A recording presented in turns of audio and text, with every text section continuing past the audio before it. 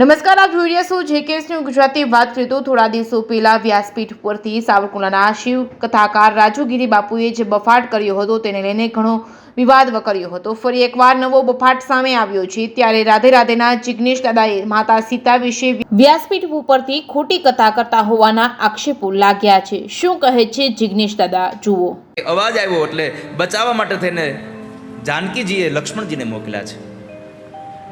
દેવભાગતમાં લખ્યું છે, લક્ષ્મણ જતા નહોતા, રામજીને લક્ષ્મણજીને સીતાજીએ મેણું માર્યું છે કે મને ખબર છે તને તારા ભાઈએ, તને ભરતે મારી સાથે લગ્ન કરવા માટે થઈ અને તને મારી પાસે મોકલ્યો છે, ને તે રામને મોકલી દા તો એની સહાય કરવા એટલે નથી જતો કે રામ જો મરી જાય તો હું તારી હારે પરણું, પણ હું તારી સાથે નહીં પરણું। જ્યારે આવું મેણું માર્યું છે ત્યારે લક્ષ્મણજી જાય છે અને અંતે આ બાજુથી રાવણ એનું હરણ કરી જાય। રાવણ જ્યારે માતાજીને લઈ રામદળ ચેનલના પત્રકારે જિગ્નેશ દાદાના પીએ સાથે સંપર્ક કર્યો હતો ત્યારે તે પીએ શું કહે છે, જુઓ। રાધે। हेलो। हाँ जी, राधे राधे। राधे राधे। कोण बोलो છો આપ? हाँ, जिग्नेश दादा ना ऑफिस बोली थी भाई। બરોબર બરોબર। જિગ્નેશ દાદા સાથે વાત કરવી હોય તો? હા ના, દાદા મોબાઈલ યુઝ નથી કરતા। તમે ક્યાંથી બોલો છો? હું અમરેલીથી વાત કરું છું, ભરતભાઈ સાધુ, રામદળ ચેનલમાંથી। હા જી। દાદાએ જે એક વિષય રામચરિતમાનસ અરણ્ય કાંડનો કીધો હતો ને, એની ઉપર વાત કરવી હતી થોડીક મારે। વડીલ દાદા તો મોબાઈલ યુઝ નથી કરતા, પણ દાદા કોઈ પણ એક દિવસ કથા સ્થળેથી એમાંથી જાહેર કરશે એમને મળવા માટેનો, વાતચીત કરવા માટે। એવું નથી, એમને તમે મેસેજ પહોંચાડો કે એક પ્રસંગમાં જે એમણે ભૂલ કરી છે ને એ ગંભીર ભૂલ છે।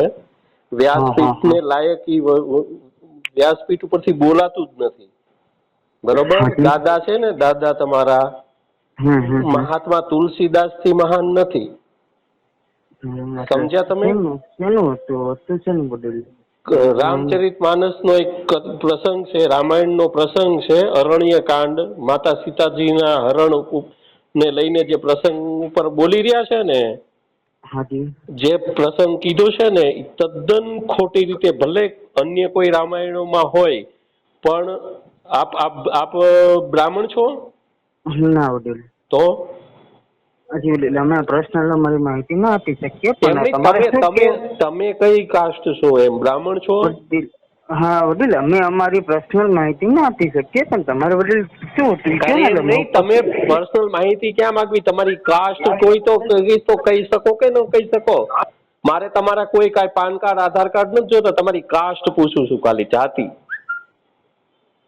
હાલો હાલો। રાધે રાધે। રાધે રાધે। હા જી। જિગ્નેશ દાદા સાથે વાત કરવી હતી। ના, દાદા જોડે તો વાત ના થઈ શકે, એની પાસે એની ઓફિસ ના બધે છે।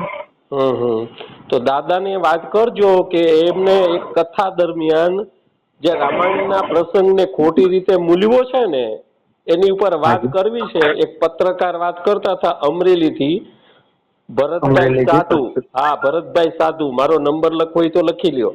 આ નંબર જે અત્યારે હું વાત કરી રહ્યો છું ને એ જ નંબર મારો નંબર છે, બરોબર? આપ દાદાને મેસેજ પહોંચાડજો કે બ્રહ્મ દેવતા થઈને વ્યાસપીઠ ઉપરથી જે સમાજને ન પીરસી શકાય એવું ન પીરસવું જોઈએ। હજી પણ શું પીરસું એ સાહેબ? કદાચ એ દ્રષ્ટાંત તમારી પાસે વિડીયોના રૂપે હોય? દ્રષ્ટાંત નથી, મેં તમને મારા બીજા નંબરમાંથી તમને લિંક મોકલી છે આ જ નંબર ઉપર। એમાં જે પ્રસંગ છે એ પણ મૂક્યો છે અને મારું વક્તવ્ય પણ છે, એટલે એ તમે દાદાને લિંક બતાવી દેજો એટલે ખ્યાલ આવી જશે। રામાયણના એક પ્રસંગને ખોટી રીતે જે સમાજ, આપણો જે સમાજ છે ને એને વ્યાસપીઠ છે ને એ ભક્તિ તરફ દોરી જાય છે, ધર્મ અને આસ્થા વધે ને એ માટે કથાઓ છે। બરાબર છે। ત્યાંથી મર્યાદા વિહીન કોઈ પણ વાત ન કરવી જોઈએ। અમુક ગ્રંથોમાં જે લખ્યું છે ને, એક મિનિટ હું તમને એમ પૂછું છું કે એ જે તમે મને લિંક મોકલી છે બીજા નંબર માંથી, વોટ્સઅપમાં મોકલી છે કે બાય? વોટ્સઅપમાં। એવું હોય તો મને ટેક્સ્ટ મેસેજ કરી આપતો, કેમ કે અત્યારે અમારી સિસ્ટમ વોટ્સઅપની અપડેટમાં છે, જેથી કરીને અમારું વોટ્સઅપ શરૂ નથી હાલમાં। તો તમારો વોટ્સઅપ વાળો નંબર મોકલો ને, હું મોકલી આપું, તમે દાદાને સંભળાવી દેજો.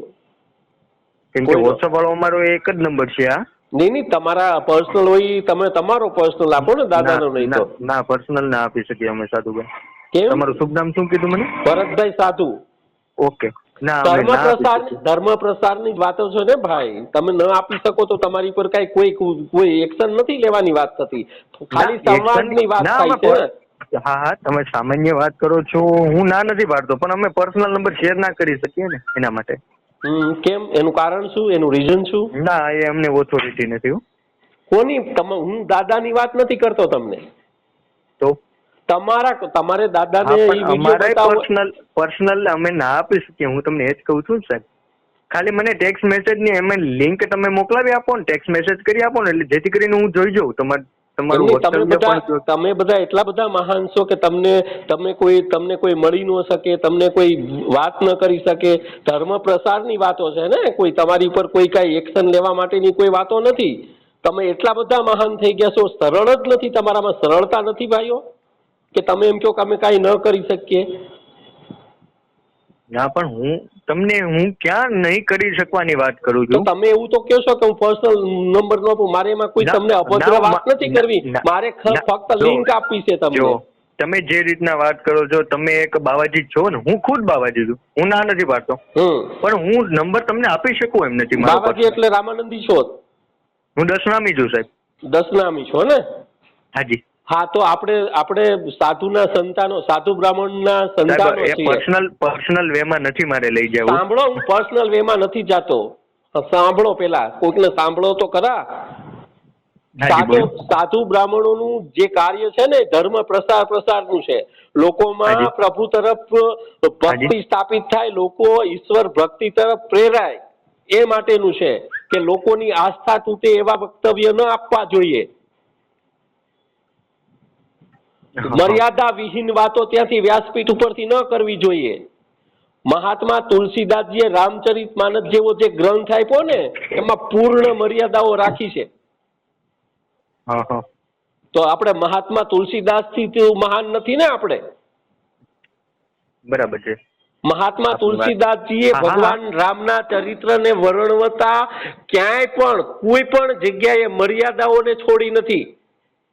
અને તમે વ્યાસપીઠ ઉપરથી મર્યાદા મૂકીને જે પ્રસંગો મૂલવી રહ્યા છો, બરોબર છે? રામાયણનો એક પ્રસંગ છે, સીતાજી માતાજી કે એવું બોલે છે કે લક્ષ્મણને એમ કહે છે કે તમને ભરતે મોકલા છે અને રામ નું મૃત્યુ થાય તો તમે મને પરણો. આવા શબ્દો વ્યાસપીઠ ઉપરથી બોલાય? આ યોગ્ય લાગે છે તમને? પણ તમે એમ કહો છો કે દાદા એ વ્યાસપીઠ ઉપરથી બોલેલા છે, તો એ કઈ કથામાં બોલેલા એ મને કહો, તો હું એ કથા જોઈ. અરે પણ એ તો વિડીયો જોયો હોય ને, કઈ કથામાં બોલ્યા છે મારી પાસે, એટલે હું તમને કહું છું. વોટ્સઅપ નંબર તમે મને આપો તો હું તમને લિંક મોકલું. બરાબર. મારે તમારી સુધી વસ્તુ પહોંચાડવી છે એટલે હું માંગુ છું. બાકી મારે તમારા કોઈ જરૂર નથી. બાકી કોઈ નંબર જરૂર મારે તમને મળવું નથી. બરોબર છે? મારે તમારું કોઈ કામ નથી કે મારે તમારા પર્સનલ નંબર જોઈએ છે.